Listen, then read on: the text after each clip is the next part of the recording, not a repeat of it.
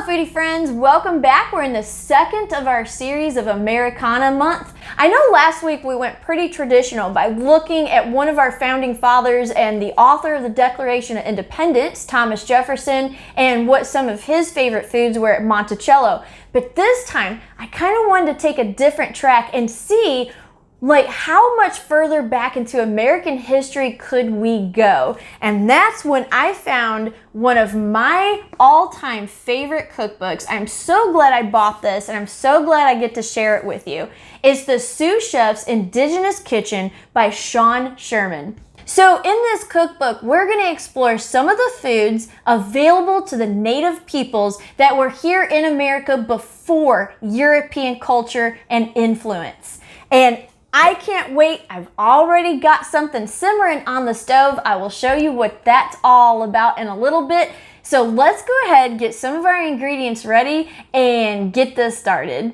Pause here to write down what you'll need to follow along. To begin, I'm going to go ahead and crush my juniper berries, cut up my onions, and chop my sage. Sherman, the author of this cookbook, grew up on the Pine Ridge Reservation in South Dakota. As a member of the Lakota tribe, he recalls throughout his life not actually knowing what was indigenous food. He realized most of the food culture had been lost due to time and European colonialism. He therefore founded the Sioux Chef and made it his life's work to find out exactly what was his food heritage. Through his research, he found out that it's a near perfect diet.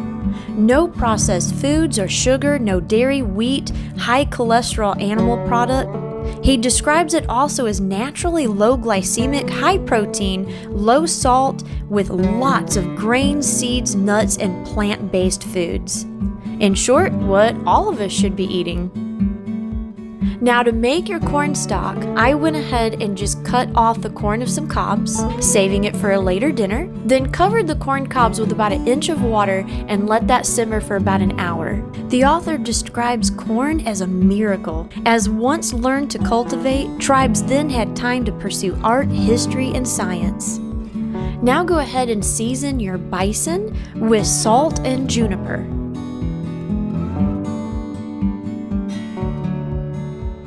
Heat your sunflower oil in a large Dutch oven or pot, and then cook your onions. To make your corn cakes, go ahead and get 3 cups of water to a boil, then add 1 cup of your polenta. Allow that to cook for about 30 minutes. Once your onions are soft, or even a little browned if you want to do that, go ahead and add your bison, along with your sage. Now in another pot, you're going to go ahead and get your wajapi sauce started. So add your mixed berries and your water to the pot and let that cook down. Meanwhile, check your polenta, make sure it's nice and thick just like this, then set it aside and let it cool. And once your bison is completely browned, it's time to add your corn stock. Now to kind of help the process along, I went ahead and took my potato masher and just kind of gently squeezed the berries a little bit just to kind of help them break down. Once the polenta is cool enough to touch, go ahead and heat some sunflower oil in a skillet and go ahead and make your patties to fry. Now bear in mind I got white corn polenta, so the yellow corn polenta will look different than this. Once the corn stock is kind of deglazed a little bit in your pan, go ahead and season your meat mixture with maple syrup.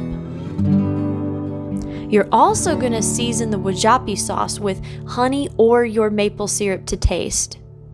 Now you can see our corn cakes are getting nice and golden, but feel free to also try your air fryer. We did a batch in the air fryer and they turned out to be just as good as those fried in the skillet. To serve, put your corn cakes on a plate and then place your bison on top.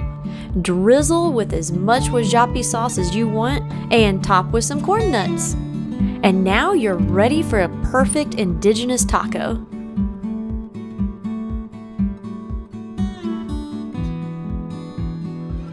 All right, so we're really excited to try these because they smell wonderful. So let's just go ahead and dig in.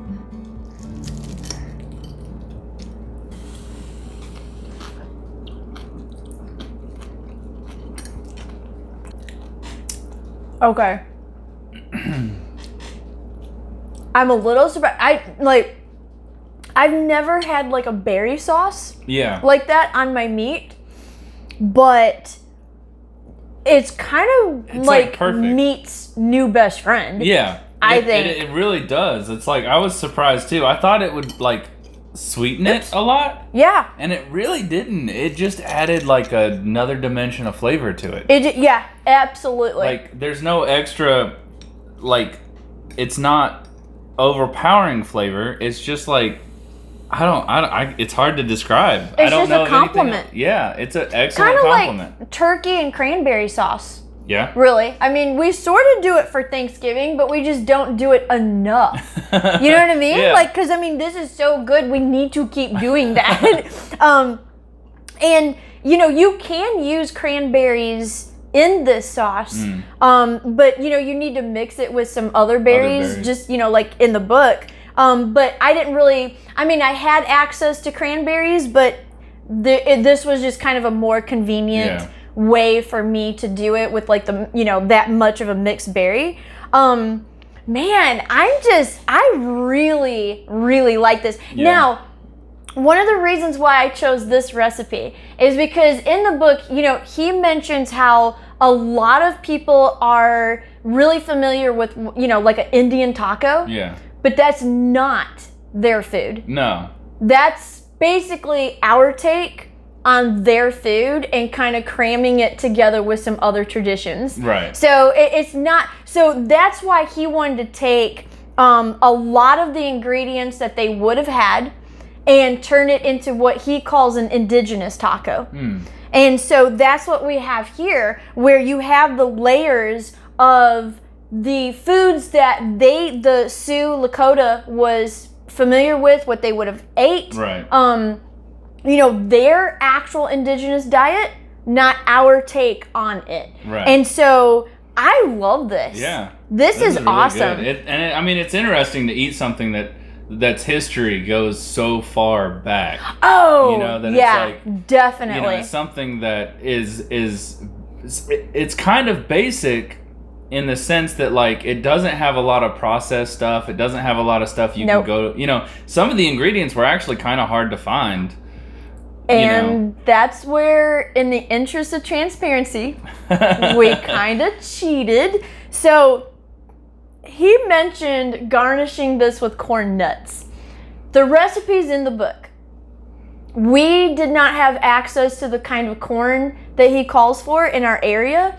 So I kind of cheated and we found corn nuts. Now, in our defense, this is just corn oil, salt. So it might be the exact basically, same thing. yeah, well, it is. It's basically the recipe, you know, just corn kernels and oil and salt.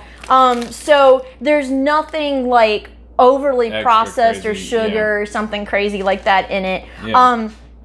But that kind of goes along with, like, I love recommending great cookbooks to you guys. This cookbook has won multiple awards. Multiple awards. For good reason. For good reason. Yeah. It's awesome. I love the stories behind it. I love his story. I love the stories that he weaves together along with the recipes about how his people prepared food and what it would have been like and how important it was to their culture.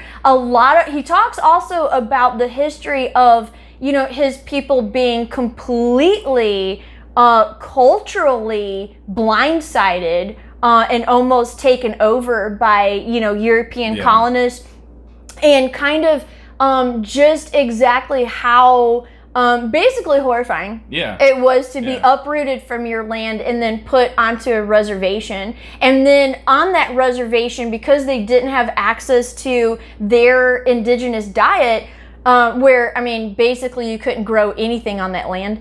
The government supplied them with the white flour, the white sugar, the cheese, you know, basically a killer diet. I mean, you know, if you think about it, because it's killing us now even. And a lot of it wasn't here. Like, it's not, their culture, they didn't have wheat wasn't a thing here. No, mostly not. Most of it was corn. Yeah, and even the meat and stuff, you go from cattle, like bison, a really lean meat, to a more fatty cow meat, and it's just a lot fattier. You know what I mean? Like, it's just when you switch like that after your whole entire culture has evolved around a certain type of diet. Yep. It's hard, and it's obviously like taking its toll along with all the other diseases and stuff that came over. Which brings a good point. He also talks about in this cookbook about how healthy and really back to basics this kind of diet is.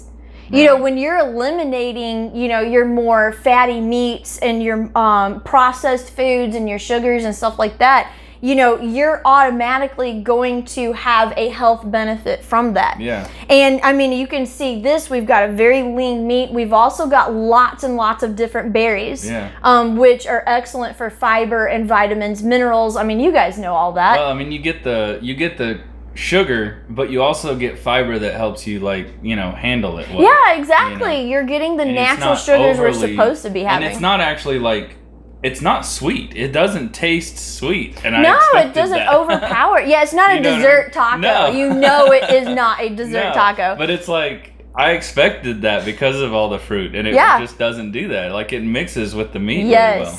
Now, here's a caveat, though, to that. Uh-oh. Because this is more of a traditional diet, in some areas of the country, you're going to have a hard time finding all the ingredients. Yeah. Now, thank goodness for Amazon. And also, and if you want to skip Amazon for some of the more exotic ingredients, there are tons of small, independently owned herb farms and things like that There's you some can. co-op farms close. That you can buy your herbs like the juniper berries and the sumac and stuff like that directly from them. But just know if you do buy this from Amazon, those more exotic spices will also be available to you if you just want to go ahead and throw it in the cart. So if you're an adventurous cook. Yeah. You're going to love this.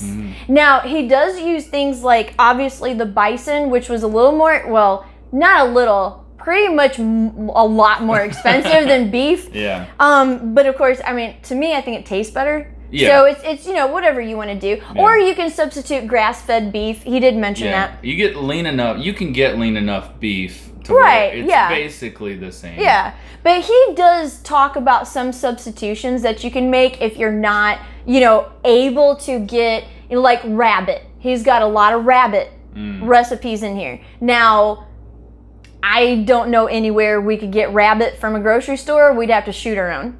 I know a place I could probably get some, but we know some people. We know some hunters where we could probably get some rabbits, but it's a rabbit. I don't know if I could kill a rabbit. But if you're an adventurous cook, if you don't mind ordering some specialized ingredients, and especially if you're a hunter or a fisherman, you're gonna love this. Definitely. Oh my gosh, just for the venison recipes alone and the trout and the other fish, you'll have a whole new way of preparing the game that you've acquired through this cookbook. Yeah. And probably cooking it in some ways that you wouldn't have thought of. Yeah. And make it, a little more interesting for you if you're kind of, maybe a little tired of the same, venison stew over and over or whatever, you do. So I would still I'm giving this a 5, obviously. Yeah. I'm giving this cookbook, oh my gosh, I can't wait to cook some of the other things in here. I'm going to give this a resounding 5. Absolutely love it, except with the caveat that some of the ingredients will be a little more expensive. So if you're not into that, you won't like it. If you don't mind substituting a few things, if you're adventurous, if you're a hunter, go for it. Yeah, go for it. You're going to love it. And there are some other, ways that he also can substitute, or he makes it like vegan, vegetarian. some of the recipes. So you could had actually taken the bison completely out of this and he had a vegan vegetarian option for this. Oh, wow. Yeah, so, you know, even if you're not so much into the meat, there are a few things that you could do in this cookbook, and I would say there's probably enough for you to be able to substitute and kind of be a little bit more adventurous with it. I don't know. I just think it's so cool. Yeah. I know. I love it. So glad I picked this up, and so glad I got to share this with you, because it was a bestseller several years ago, and I think it should be again. Yeah. I absolutely love it. So hope you pick it up. Bring some adventure into your kitchen. I think you'll really enjoy it and you won't regret it. And so we're going to go ahead and finish this awesome dinner that we made.